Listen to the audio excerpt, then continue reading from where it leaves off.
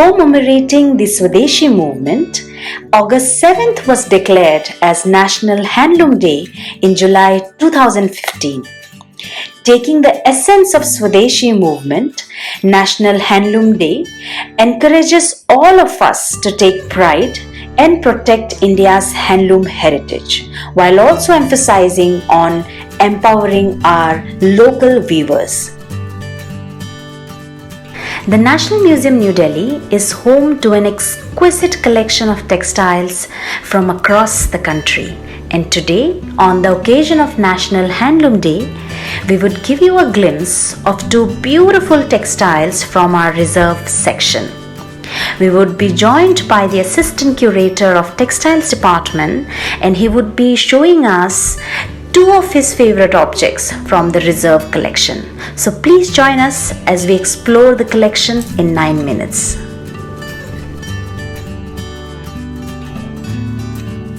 The Decorative Arts Department has one of the most comprehensive and significant collections of Indian traditional textiles and costumes.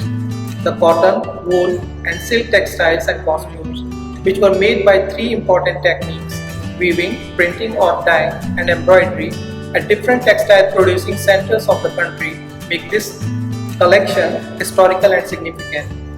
It also helps to understand social, religious and economic development of the society. This collection of textiles and costumes can best be termed as an interesting mix of historical and representative textiles. I will show you two examples from the reserve collection, perhaps the most gorgeous Indian fabrics, the brocades, woven with silk and zari thread. So please join me. This piece, probably an end panel of Chanderi sari, is an earliest example of zari brocade in the collection, which is dated mid-17th century. Fine weaving, good composition of designs and use of soothing colors is very impressive and special. This broad Chanderi border looks having Persianized motifs modified by Indian taste.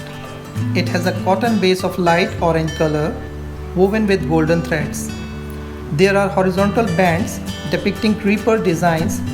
In the center, a double row of roundel depicting animal hunting scenes showing buffalo, tiger, deer and bear, row of dancing peacock and floral pattern. In Indo-Persian motifs of the mid-17th century, animal and birds are rarely shown. Stylistically, this border can be dated to 1640. Chanderi was a center for this kind of special zari work and has been a famous center for this kind of gold zari since the 16th century, even in the 18th and 19th centuries.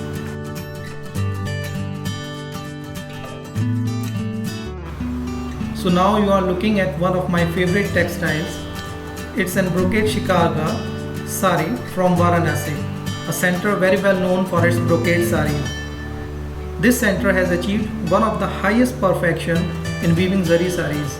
Varanasi or Banarsi saris are known for their heavy feel and achal. The bright and contrast colors are used in Banarsi saris.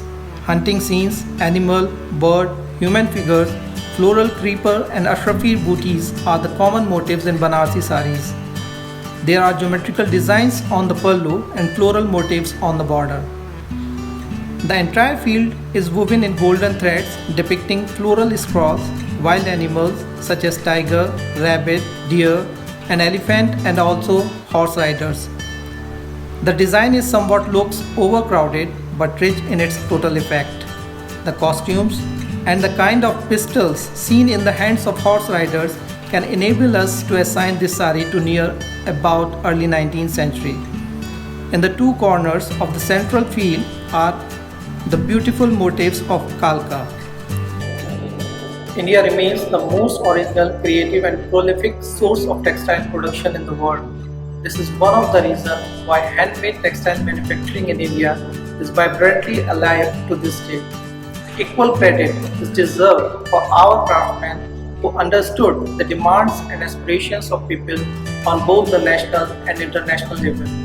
Their contribution in keeping this wonderful legacy alive gives India its unique identity. Hope I could give you a glimpse of the collection in 9 minutes. Happy National Handloom Day.